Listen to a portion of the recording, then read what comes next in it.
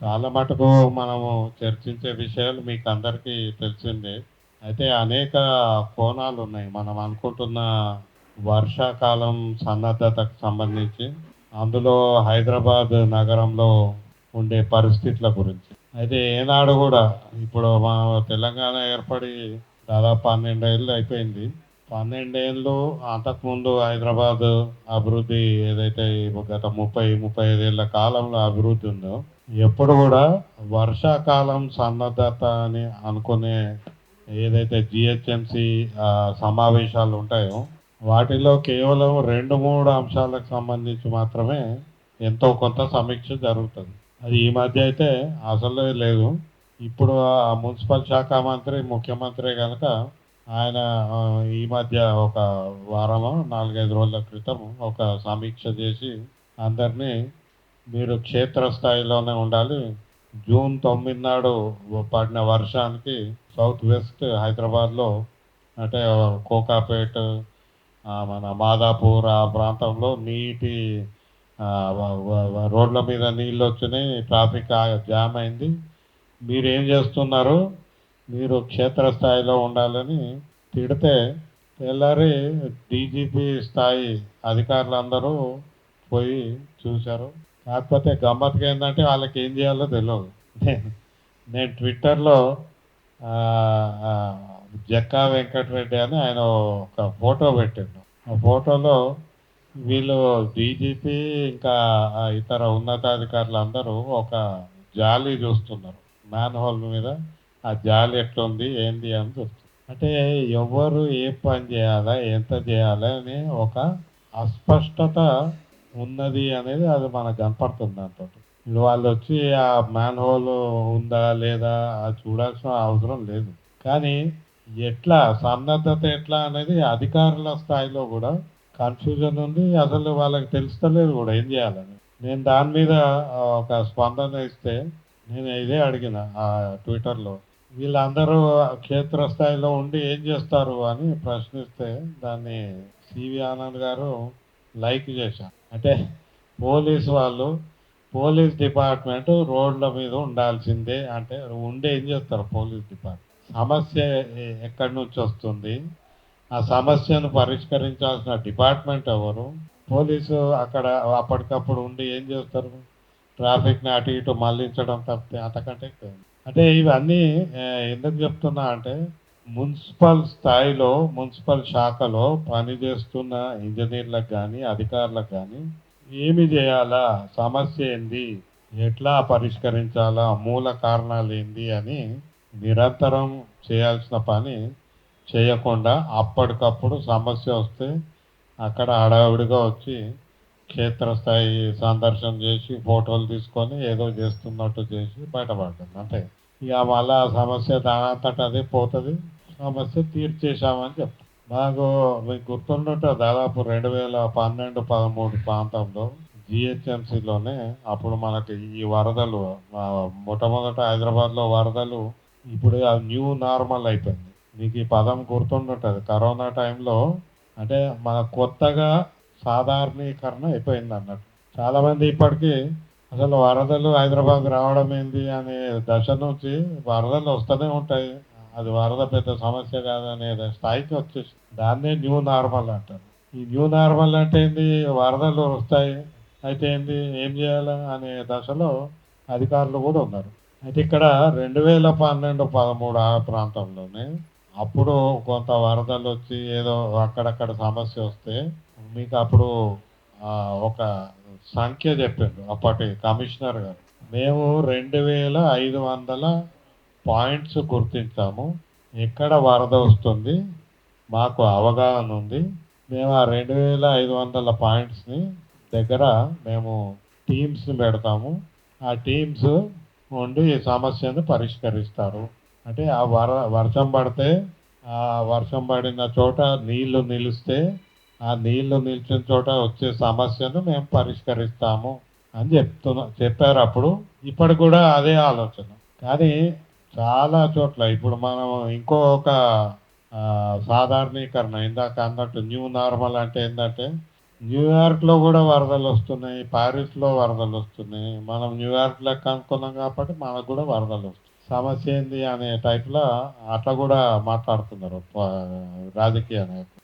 న్యూయార్క్లో కానీ, ప్యారిస్లో కానీ, బీజింగ్లో కానీ, ఇంకే నగరంలో ఎక్కడ వరదలు వచ్చినా ఆ వరదలకు ఇప్పుడు ఒక కొత్త కారణం ఉంది. ఆ కారణం గురించి ఎక్కడ మాట్లాడరు. దానే మనకు ఈ క్లైమేట్ చేంజ్ వల్ల వస్తున్న మార్పులు.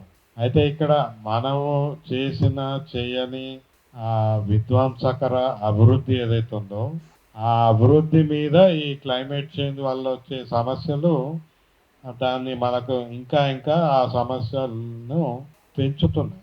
దాని యొక్క పరిమాణం కావచ్చు, దాని యొక్క దుష్ప్రభావం కావచ్చు, ఇవన్నీ పెంచుతున్నాయి. అంటే ప్రాథమిక స్థాయిలో పరిస్థితులు ఏవైతే ఉన్నాయో అవి క్లైమేట్ చేంజ్ తోటి రావడం లేదు. ఇక్కడ మనం చేస్తున్న పరిస్థితితో వచ్చింది. మేము 2006-7 నుంచి కూడా హైదరాబాద్ నగరంలో అర్బన్ వాటర్ షెడ్ అంటే ఒక నగరంలో వర్షం పడినా లేదా నీటి ప్రవాహము ఎటు నుంచి ఎటు పోతుంది దాన్ని నియంత్రించే వ్యవస్థ కావాలి మనకు. సాధారణంగా నగరం తీసేస్తే వర్షం పడుతుంది, వర్షం పడంగానే ఇదివరకు ఎట్లుంటుండే చెట్లు ఉంటుండే, ఆ చెట్ల మీద పడి ఆ ఒక్కొక్క పొట్టు భూమిలోకి ఇంకినాక ఊట చేరి ఆ ఊట పాయలుగా మారి పాయలు వాగు నుంచి నది మధ్యలో మనం చెరువులు కట్టుకున్నాము. ఆ చెరువులు ఒకదానికొకటి లింక్. ఇది సహజ నీటి పరివాహక వ్యవస్థ. ఈ వ్యవస్థ మీద మనము ఇల్లు కట్టుకుంటున్నాము, నగరాలు నిర్మించుకుంటున్నాము. మరి నిర్మించుకునేటప్పుడు ఈ వ్యవస్థను ఆ విధంగానే ఉంచి మనం దానికి అనుగుణంగా నగర నిర్మాణం చేపట్టాల్సిన పరిస్థితి శాస్త్రీయంగా ఉంది. ఏదో ఇప్పుడు మనం కొత్తగా చెప్పడం, ఇప్పుడు టౌన్ ప్లానింగ్ చట్టం చూసుకుంటే టౌన్ ప్లానింగ్ చట్టంలో ఇట్లాంటివన్నీ ఉన్నాయి. లేదా మనకు పబ్లిక్ హెల్త్ ఇంజనీరింగ్ కానీ మున్సిపల్ ఇంజనీరింగ్లో మీరు ప్రాథమికంగా 50 ఏళ్ళ 60 ఏళ్ళ క్రితం పుస్తకాలు చూస్తే ఇవన్నీ ఉన్నాయి. నీళ్ళు ఎట్నుంచి వస్తాయి దాన్ని బట్టి నిర్మాణం ఉండాలి, దానికి అడ్డంగా కట్టొద్దు. లేదా మీరు ఒక మున్సిపల్ ప్లాన్ ఇస్తే, ఒక ఇంటి ప్లాన్ ఇస్తే అక్కడ వర్షం పడితే మీకు ఎట్లా ఉంటుంది, ఇవన్నీ చూసే నిర్మాణాలకు అనుమతులు ఇవ్వాలి. ఇవేవి ప్రాథమికంగా ఇంజనీరింగ్ ప్రిన్సిపల్స్ కానీ ప్రాథమికంగా టౌన్ ప్లానింగ్ ప్రిన్సిపల్స్ కానీ ఇవి మర్చిపోయినాం మనం. ఒక 20-30 ఏళ్లలో అది పేపర్ మీద ఏదో ప్లాన్ ఇవ్వాలో అప్రూవ్ చేసాం. ఇది క్రమంగా అది జరిగి ఈరోజు మనం నగరం ఎట్లా తయారైందంటే ఎవరి ఇంటి మీద కానీ బిల్డింగ్ మీద కానీ నీళ్లు పడితే ఆ నీటిని రోడ్డు మీదకి వదిలేయాలి. సింప్లెస్ట్. అంటే రోడ్డు ఈరోజు కాలువగా ఉంది. అయితే ఇది కూడా కొత్త కాదు, మళ్ళీ ఒక 15-20 ఏళ్ళు అయింది. ప్రతి రోడ్డు వర్షం పడగానే రోడ్డు కాలువగా మారుతుంది. నేనేమంటున్నా, ఇది న్యూ నార్మల్ కనుక ప్రభుత్వం అట్లా కనీసం గుర్తించి ఆ రోడ్లను అట్లన్నా నిర్మాణం చేయాలి. ఈ కాలం వర్షం పడితే ఇది కాలువ అవుతుంది. కాలువ అయినప్పుడు దానికి కాలువ లెక్కనే చూడాలి, అది రోడ్ లెక్క చూడొద్దు అని. అంటే దానికి తగ్గట్టు ట్రాఫిక్ మార్చాల్సి వస్తుంది ప్రణాళికను. ఇది చేయలేనప్పుడు మరి ఆ విధమైన ల్యాండ్ యూజ్ కేటగరైజేషన్ అన్న ఉండాలి. అది లేదు. పోనీ ఈ నిర్మాణాలు కట్టేటప్పుడు ఎవరింటి మీద పడ్డ నీళ్లు నువ్వు రోడ్డు మీదకి వదలడానికి లేదు, నువ్వు రెయిన్ వాటర్ హార్వెస్టింగ్ చేసుకో, లేదా అది అయినాక మిగిలిందే రోడ్డు మీదకి వదలాలి అని నిబంధన ఖచ్చితంగా అమలు చేయాలి. అది చేయక ఇది చేయక మనము ఇంకా వరద పెరుగుతూ వస్తుంది. దానికి కారణం ఏంటంటే వాళ్ళు చేసారు వీళ్ళు చేసారు అని చెప్పడం తప్పితే వీళ్ళు మాత్రము ఒక్క అడుగు కూడా చేయరు. మీకు ఒక లేటెస్ట్ ఉదాహరణ, హైదరాబాద్ కమాండ్ కంట్రోల్ సెంటర్ చూసారు కదా, రోడ్ నెంబర్ 12, 80 అంతస్తుల బిల్డింగ్. అది ఆ 80 అంతస్తుల బిల్డింగ్ ఎక్కడ కట్టినారు అంటే ఆ నీళ్లు అటు ఎమ్మెల్యే కాలనీ నుంచి వచ్చి ఇటు లోయలకు పడతాయి. అలా అడ్డంగా కట్టిరు, లేపేసారు. అది పోనీ ఈడ నీళ్ళు వస్తాయి, ఈ నీటికి ఒక డ్రైనేజ్ కిందికి కడదామని కట్టలేదు. అక్కడ వర్షం పడితే ఇప్పుడు కొత్తగా అక్కడ నీళ్ళు చేరుతున్నాయి. ఆ నీళ్ళు ఎంత అంటే కార్లు మునిగిపోయాయంట. ఇది అంటే flood flow, urban flood flow ఎట్లా ఉంటుంది దానికి అనుగుణంగా నిర్మాణాలు ఉండాలి. అది ఎక్కడ లేదు.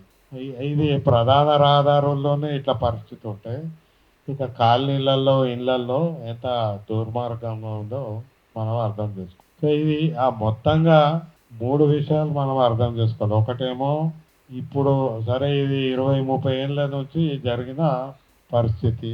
ఇప్పుడు ఏం చేస్తే ఆ సమస్యను పరిష్కరించవచ్చు, అది మళ్ళా మొత్తం నగరానికి ఒక ప్రణాళిక చేయొచ్చు. నగరానికి ఒక ప్రణాళిక, దానికి సూత్రీకరణ చేయాలి, ప్రిన్సిపల్స్ ఎస్టాబ్లిష్ చేయాలి. రెండోది ఎక్కడికక్కడ మేము ఎప్పటి నుంచో ఏం చెప్తున్నాం, మనకు నగరంలో వరదలు వస్తున్నాయంటే దానికి ఒక ప్రధాన కారణము 2011-12లో మెట్రో పిల్లర్ల నిర్మాణం ఏదైతే జరిగిందో అది ఒక పెద్ద అడ్డు గోడ లెక్క తయారు. 67 కిలోమీటర్లు ఏడున్నా వాళ్ళు నీళ్లు ఇటు నుంచి అటు పోకుండా మధ్యలో దాన్ని డివైడర్ రేజ్ చేసి కట్టేసాం. అది వాళ్ళకి జిహెచ్ఎంసీ పర్మిషన్ అయితే మేము అడిగినాం, ఎట్లా ఇచ్చిందంటే ఎవడు సమాధానం లేదు. ఎందుకంటే ఆ జాగా road it is a GHMC జాగా, అది మెట్రో రైలు అధికారిక జాగా కాదు. మీరు రోడ్ మొత్తం డివైడర్ కట్టేసాను. మీరు పంజగుట్టలో 3 చోట్ల నీళ్లు తాగుతాయి ఈ ఈ డివైడర్ వల్ల. అది కూడా ఒక 2 ఫీట్ల హైట్ గోడ. సర్వే ఆఫ్ ఇండియా దగ్గర అదైతే చెరువే ఎందుకంటే అక్కడ కట్టేసారు. అటు నుంచి ఇటు ఆడ నాలా ఉంది, ఆ సర్వే ఆఫ్ ఇండియా కాంపౌండ్లోకి వెళ్ళిపోతుంది. ఆడ కడితే ఆడ చెరువు అవుతుంది. అదే ఇది అక్కడ చేయాల్సింది ఏంది, సింపుల్ ఒక పైప్ లైన్ వేసుడు. ఇటు నుంచి అటు పైప్ లైన్ వేయడము, అలా ఒక మట్టి చేరితే వర్షాకాలం ముందు ఆ మట్టి తీసేయడం. ఈ ఈ పని సింపుల్ పని, ఇది చేయలేరా?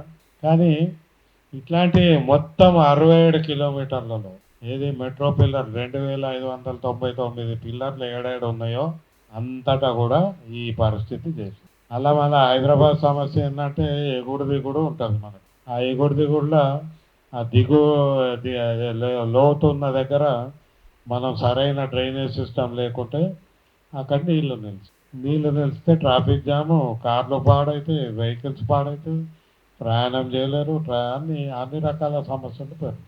ఇది అంటే ఒక డ్రైనేజ్ ఫ్లో, నగర నిర్మాణాలు, భవన నిర్మాణాలు, కాంక్రీట్ నిర్మాణాలు, ఫుట్పాత్ నిర్మాణాలు, అన్ని నిర్మాణాలు డ్రైనేజ్ ఫ్లోకి అనుగుణంగా ఉండాలి. అది ఎట్లా ఉండాలి అనడానికి టెక్స్ట్ బుక్లో ఇప్పుడు కొత్తగా చెప్పేది కాదు, టెక్స్ట్ బుక్స్లోనే ఉన్నాయి.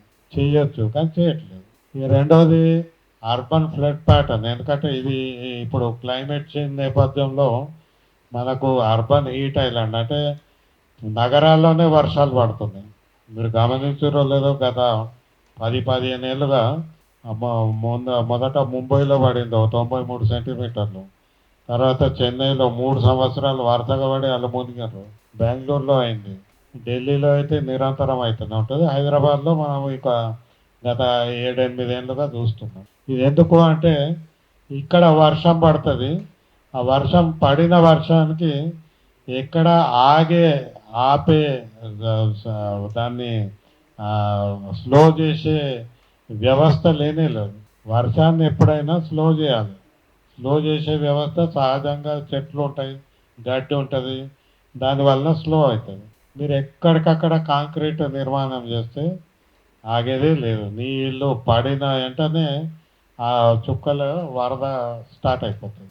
ఈ పరిస్థితికి మనము కాంక్రీటైజేషన్ తగ్గించాలి.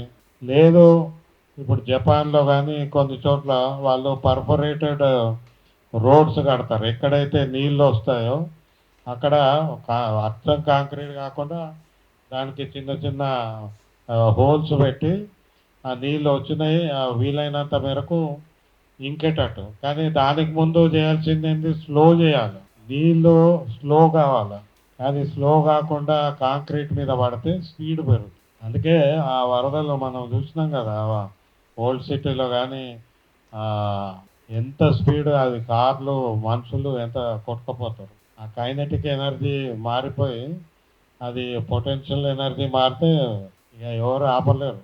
మనం అది చాలా మటుకు చూస్తున్నాం ఎక్కడ వర్షం పడినా కూడా.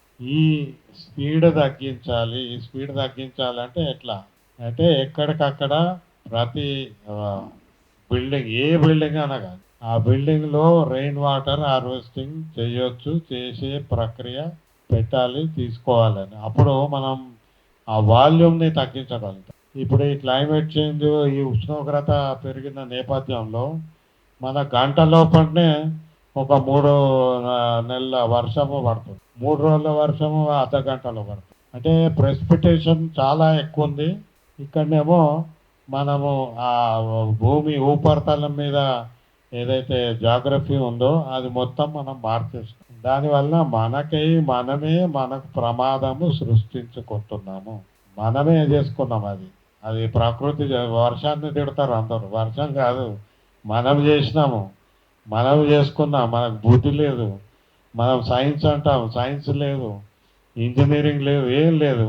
అడ్డగోలు నిర్మాణాలు కట్టేసి ఒకటే business, economics, GDP, Hyderabad brand image, ఇవే. ఆ పైన అద్దాలు చూసుకుంటే ఇక్కడ కింద నీళ్లు, కాళ్ళ కింద నీళ్లు చూసేటోళ్ళు లేదు. ఇక మూడోది, హైదరాబాద్లో సన్నద్ధత అంటే మనం ప్రతి సంవత్సరము భూగర్భ జలాలను కలుషితం ఇంకా ఇంకా ఎక్కువ చేస్తూ పోతుంది. అది ఎట్లా? హైదరాబాద్ నగరంలో ఇదివరకు ఏంది, వర్షపు నీటి కాలువలు వేరే ఉండే, సూవరేజ్ వాటర్ వేరే ఉండేది. కానీ ఈ మధ్య అసలు అది ఏది ఎక్కడ ఉందో తెలియదు వాళ్ళకి, మున్సిపల్ అధికారులు ఎవరికి ఏది ఎక్కడ ఉందో తెలియదు. ఎందుకంటే ప్రతిసారి మీకు ఇదివరకు హుస్సేన్ సాగర్ ఉన్నప్పుడు హుస్సేన్ సాగర్ కొరకు పైప్ లైన్ నెట్వర్క్ ఉండేది. మీకు ఉస్మానియా యూనివర్సిటీ దాకా పైప్ లైన్ నెట్వర్క్ ఇప్పటికి కూడా ఉంది. ఇడికెళ్ళి నీళ్లు అడిగిపోతాయి. అట్లా తర్వాత మనకు హిమాయత్ సాగర్, ఉస్మాన్ సాగర్ నుంచి వచ్చిన నీటికి కూడా కొంత ఆ ప్రాంతంలో ఒక పైప్ లైన్ నెట్వర్క్ ఉంది. తర్వాత సింగూరు కట్టినాక వేరే వరల్డ్ బ్యాంక్ తోటి దాని కొరకు మళ్ళీ వేరే పైప్ లైన్ నెట్వర్క్. తర్వాత కృష్ణానది నుంచి తెచ్చుకున్న పైప్ లైన్ నెట్వర్క్ మళ్ళీ అది వేరే. ఇప్పుడు గోదావరి నుంచి వస్తున్నాయి, ఆ నెట్వర్క్ వేరే. ఇప్పుడు ఈ 4-5 నెట్వర్క్లు వాళ్ళని అడిగితే ఎంతో ఎంతుందో తెలియదు. ఆ కళాశీలు ఉంటారు కదా తిప్పేటోళ్ళు, వాళ్ళకే తెలుసు. వాళ్ళు ఇప్పుడు ఎక్కువ మంది ముసలి అయిపోయారు, మళ్ళీ కొత్త వాళ్ళని పెట్టుకుంటలేరు, అంతా ఆటోమేటిక్. సో నెట్వర్కే లేదు. దాని మీద స్కాడా అని అదని ఇదని చెప్పినారు. కానీ సమస్య ఏంటంటే భూగర్భంలోకి మనము నీటిని ఏదైతే పంపిస్తున్నామో అది పూర్తిగా కలుషిత నీళ్ళే పోతున్నాయి. అవి ఒకటేమో హైదరాబాద్లో నిత్యం వాహనాలు తిరుగుతుంటే ఆ వాహనాల పొగ నుంచి, టైర్ల నుంచి microplastics, lead, particulate matter 2.5, 10 ఇట్లాంటి అన్ని నిత్యం ప్రతి వాహనం నుంచి పడుతూనే ఉంటుంది.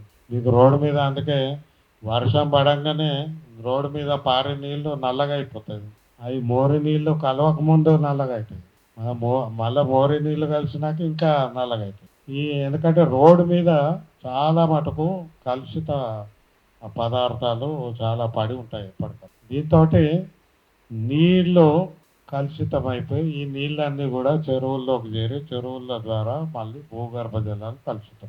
అందుకే హైదరాబాద్ నగరంలో వర్షపు నీటిని కూడా కలుషితం చేస్తున్న వ్యవస్థ మన దగ్గరనే ఉంది. అది పడిన వెంటనే కలుషితం అయిపోతుంది. మనం దాన్ని కూడా పట్టుకోకుంటే, మనం దాన్ని ఉపయోగించలేకుంటే మనం ఇంకా ఇంకా నష్టపోతాం. ఎందుకంటే ముందు నీళ్ళు గోదావరి నుంచి తెచ్చినా ఇంకా గంగ నుంచి తెచ్చినా క్లీనింగ్ చేయాలంటే అతి కష్టము, భయానకం. ఈ వర్షపు నీటిని పట్టుకోవడము, ఉపయోగించుకోవడము ఈ వ్యవస్థ హైదరాబాద్లో ఎక్కడా లేదు. వర్షాకాలంలోనే వర్షం పడుతుంది. మరి ఆ వర్షం దానికి ముందు రెయిన్ వాటర్ హార్వెస్టింగ్ గురించి వీటన్నిటి గురించి చేయాల్సింది జిహెచ్ఎంసీ, కానీ చెయ్యరు. మేము 2001, 2, 3 ఆ ప్రాంతంలో రెయిన్ వాటర్ హార్వెస్టింగ్ పిట్స్ గురించి అప్పుడు జిహెచ్ఎంసీతో మాట్లాడితే మనకు కొంత సబ్సిడీ ఇచ్చి ఏ ఇంట్లో అయినా పెట్టుకోవచ్చు. అప్పుడు 2000, 3000 జిహెచ్ఎంసీ భరించి ఇస్తుందని మొదలుపెట్టాము. అప్పుడు పాలిటెక్నిక్ స్టూడెంట్స్కి ట్రైనింగ్ ఇచ్చి ఇంటింటికి పంపించి ఎక్కడ పెట్టవచ్చు, ఎట్లా చేయొచ్చు అని అప్పుడు కొంత ఎఫర్ట్ జరిగింది. కానీ తర్వాత ఇప్పుడు మళ్ళీ మర్చిపోయారు. ఇప్పుడు మీకు ఈ ముఖ్యమంత్రి కానీ ఎవరన్నా నీళ్లు లేవంటే మేము గోదావరి నుంచి ఇంకో 20 టీఎంసీలు తెస్తామంటారు. గోదావరిలో నీళ్లు లేవు, రావు. మీకు గోదావరి పుట్టిన చోటనే కరువు వచ్చింది. ఈ సంవత్సరం గోదావరి కానీ కృష్ణ కానీ నీళ్ళు లేవు. మన నెత్తి మీద పడ్డ నీళ్ళే మనవి. ఆ నీటిని వాడుకోకుంటే ఇంకోటి నీళ్ళు మనం తీసుకోవాలి. అని కొట్టో తిట్టో పైసలు ఇచ్చో తెచ్చుకోవాలి. ఆ పరిస్థితి ఇప్పటికే మనం కొండాపూర్ ఆ ప్రాంతంలో చూస్తాం. సో వర్షాకాలం సన్నద్ధతలో పడిన వర్షాన్ని మనం ఎట్లా ఆపుకుంటాము అని ఒక సూత్రము ఈ అధికారులకు మనం ఎట్లా చెప్పాలి, ఎప్పుడు చెప్పాలి అనేది మనం ఆలోచన చేయాలి. ఎందుకంటే చాలా నీళ్ళు వస్తాయి. అవి మంచినీళ్ళు, వర్షం నీళ్ళు అంటే మంచినీళ్ళే. వాటిని నేరుగా పట్టుకొని మనం ఉపయోగించుకోవచ్చు. దానివల్ల ఖర్చు తగ్గుతుంది, పంపింగ్ అవసరం ఉండదు. చాలామందికి ఆ నీళ్ళే ఆరోగ్యం కూడా. సో ఇవన్నీ ఉన్నాయి కాబట్టి తర్వాత చివరిగా ఒక ట్రెండ్ చెప్పి ముగిస్తాయి. ఎందుకంటే లుబ్నా గారు కూడా ఉన్నారు కాబట్టి మనము వర్షాకాలం సన్నద్ధతలో కేవలము ఇప్పుడు వరదల గురించే మాట్లాడుతున్నాం. కానీ ఆహారం గురించి జిహెచ్ఎంసి ఎన్నాడు పట్టించుకోలేదు. ఆహారము బయట నుంచి వచ్చే కూరగాయలు కావచ్చు, బయట నుంచి వచ్చే చేపలు కావచ్చు, ఇంకా మనకి చికెన్, ఇవన్నీ అది రకరకాల ఆహారాలు. ఈ ఆహారానికి సంబంధించి దాని క్వాలిటీ ఇంకా వర్షాకాలం చాలా ఒత్తిడికి లోనవుతుంది కాబట్టి ఈ ఆహారం గురించి కూడా జిహెచ్ఎంసి పరిధిలోనే ఉంటుంది కాబట్టి దాని గురించి ఆలోచించాలి. ఎందుకంటే మనకు ఇప్పుడు ప్రతి కాలనీలో బజారు కడతామన్నారు ఇదివరకు. కొన్ని చోట్ల కట్టిండ్రు కేసీఆర్ ఉన్నప్పుడు. తర్వాత వాటిని వదిలిపెట్టేసి కూరగాయల వర్తకులకు కానీ స్ట్రీట్ వెండర్స్కి కానీ మనకు నిత్యం ఆహారం అందించే ఈ ఇన్ఫార్మల్ వ్యవస్థ ఏదైతుందో ఈ వ్యవస్థతోటి జిహెచ్ఎంసి వాళ్ళకి కావాల్సిన వసతులు ఇస్తే, వాళ్ళకి కావాల్సిన సరుకులు ఇస్తే, దానికి కావాల్సిన ఇన్ఫ్రాస్ట్రక్చర్ ఇస్తే అప్పుడు ఆహారం బాగుంటుంది. లేకుంటే ఈరోజు ఆహారం వలన అనారోగ్యం పాలవుతున్న పరిస్థితి చూస్తున్నాం. మంచినీళ్ళేమో మెట్రో జలమండలి బాధ్యత. కానీ ఆ జలమండలి అందరికీ నీళ్ళు ఇస్తలేదు. మనము దాదాపు 60% 70% ప్రజలు ఇప్పటికీ పూర్తిగా భూగర్భ జలాల మీదే ఆధారపడ్డారు. ఆ భూగర్భ జలాలు కలుషితమైనాయని నేనైతే 1987లో నేను కాలేజ్ స్టూడెంట్గా ఉన్నప్పుడు మొట్టమొదటి ప్రెస్ కాన్ఫరెన్స్ నాది నీటి కలుషిత జలాల గురించి. హైదరాబాద్లో భూగర్భ జలాలు అప్పుడు ఫ్లోరైడ్ తోటి ఉన్నాయి అని చెప్పేవాళ్ళం. ఇప్పుడు ఫ్లోరైడ్ పోయింది, అందులో ఇప్పుడు లెడ్ కంటెంట్ ఉంది, చాలా రకాల కంటెంట్. అంటే ఆ భూగర్భ జలాలు మనం వాడుతున్నాం. అది కాకుండా సరఫరా చేసే నీటిలో కూడా అనేక రకాల కాలుష్యాలు వస్తాయి. దాని మీద కూడా మిమ్మల్ని భయపెట్టియడం కానీ కొన్ని టెస్టులు అక్కడక్కడ చేస్తే మనకు స్టాన్షియం అని, యురేనియం అని, రేడియో యాక్టివ్ మెటల్స్ కనపడ్డాయని జలమండలి యొక్క సర్వేలోనే తెలియదు. అది మనకు వర్షాకాలం అయితే అసలు పట్టించుకో. కాబట్టి కాలుష్యము, గాలి కాలుష్యం అనేది అది ఒక పెద్ద సమస్య. ఆ గాలి కాలుష్యంతో పాటు నీటి కాలుష్యము, ఈ ఆహార కాలుష్యం, ఈ మూడిటికి సంబంధించిన విషయాలు కూడా వర్షాకాలము సన్నద్ధతలో, ప్రిపరేషన్లో, ప్లానింగ్లో ఉండాలి. కానీ అవి లేకపోవడము దురదృష్టకరం. వాళ్ళు ఆ విధంగా ఆలోచన చేయట్లేదు. ఏం చేయాలో కూడా తెలుస్తలేదు. ఇందాక అన్నట్టు ఏం చేయాలో తెలుస్తలేదు. కాబట్టి ఇక్కడ పౌర సమాజంతో కలిసి సంప్రదింపులు చేయాలి. మీరు కేవలం ఆఫీస్లో కూర్చొని నలుగురు అధికారులు కూర్చొని సమీక్ష చేసి మీరు ఎక్కడ నీళ్ళు ఉంటాయో హైడ్రాకి అప్పచెప్తారు. హైడ్రాకి అసలు ఏమాత్రం ప్రాథమిక జ్ఞానం కూడా లేదు. ఆయన ఒక పోలీస్ ఆఫీసర్. కానీ మేము ఆయనకి చాలామంది ఇప్పుడు దుబ్నా గారు మేము అందరము సలహా ఇచ్చినాం. ఒక మల్టీ డిసిప్లినరీ టీం పెట్టుకుంటే అప్పుడు దానికి తగిన పరిష్కారాలు వస్తాయి. కేవలం పోలీసులను తీసుకుపోయి జేసీబీ తీసుకుపోయి కూలగొట్టుడు, అదే హైడ్రాకి ఏంది డిసాస్టర్ ప్రివెన్షన్ కూడా ఉంది వాళ్ళు. కానీ డిసాస్టర్ జరిగినప్పుడు మరి ఆ సమీక్షలో ముఖ్యమంత్రి వాళ్ళని అడగలేదు, పోలీసు వాళ్ళని అడిగింది. ఎందుకు అడిగింది? హైడ్రాని అడగాలి కదా, మీకు మాదాపూర్లో నీళ్ళు ఎందుకు నిలిచినాయి అంటే ఎక్కువ చోట ఫ్లైఓవర్ డిజైన్ సరిగ్గా లేదు. ఫ్లైఓవర్లతోటి కూడా మీరు ఫ్లైఓవర్స్ నుంచి వచ్చే నీళ్లు కింద వరద సృష్టిస్తుంది. ఆ హైడ్రాకి ఏమన్నా జ్ఞానం ఉందా దాని గురించి? ఫ్లైఓవర్ ఎక్కడ కడుతున్నారు, ఫ్లైఓవర్ మీద పడుతున్న నీళ్లు, వర్షం నీళ్లు, దానికి డ్రైనేజ్ ఏమో ఎక్కడన్నా తయారు చేశారా?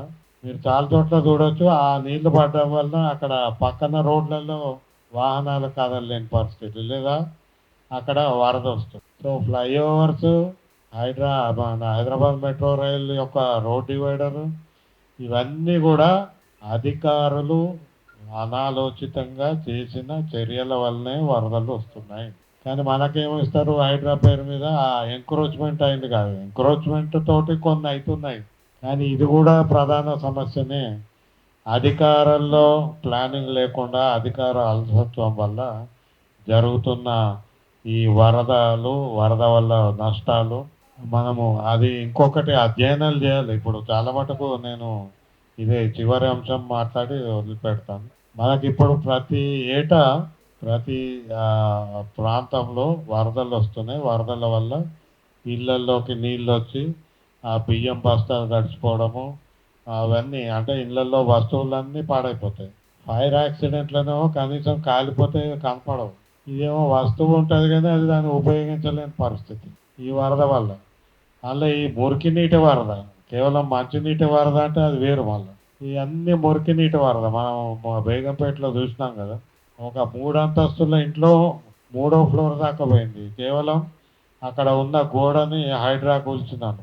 అది దాదాపు 2-3 కోట్ల ఇల్లు ప్రాపర్టీ నష్టమైంది. సరే, ఆయనకి డబ్బులు ఉన్నాయి, ఆయన పెట్టుకుంటాడేమో. కానీ అనేక బస్తీల్లో వాళ్ళకి ఆ బియ్యం బస్తాలు కానీ వాళ్ళు, మనం జనరల్గా మన భారత కుటుంబము సంవత్సరానికి సరిపడా ముందే కొనుక్కుంటారు, లేదా ఒక 2 నెలలు 3 నెలలకి సరిపడా కొనుక్కుంటారు. అంటే వాళ్ళకి ఆ 3 నెలలు 4 నెలల పెట్టుబడి జీరో అయిపోతుంది. అట్లా కిరాణా వర్తకులు కావచ్చు, చిన్న చిన్న షాపులు కావచ్చు, వీళ్ళందరి వస్తువులు పాడైపోతున్నాయి.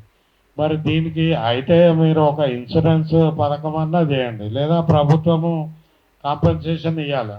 ఎందుకంటే వరద సృష్టించింది, వరదను నివారించని బాధ్యత ఈ మున్సిపల్ అధికారుల మీద ఉంది. కాబట్టి ఎవరైతే నష్టపోయినో వాళ్ళకి ఇవ్వాలి. అప్పుడేదో ఎలక్షన్ల ముందు బీఆర్ఎస్ 10,000 ఇచ్చిండ్రు, అది ఎవరెవరికో ఇచ్చిండ్రు, అది అసలైన నష్టపోయిన వాళ్ళకి రాలేదని మనకు తెలిసిందే. ఈ వరద నివారణ చేయనందుకు, వరద ఆపనందుకు, వరద వల్ల నష్టపోయిన వాళ్ళకి నష్టపరిహారం ఇవ్వాల్సిందే అనేది మనం పెడితే అప్పుడు బహుశా వరద నివారణ, ఎందుకంటే ఈ భారం పెరిగిపోతుంది కాబట్టి కనీసం ఆ ఒత్తిడితోటన్నా వరదలను మళ్ళీ పునరావృతం కాకుండా చేసే చర్యలు మున్సిపల్ అధికారులు చేపడతారేమో అని నేను భావిస్తున్నాను.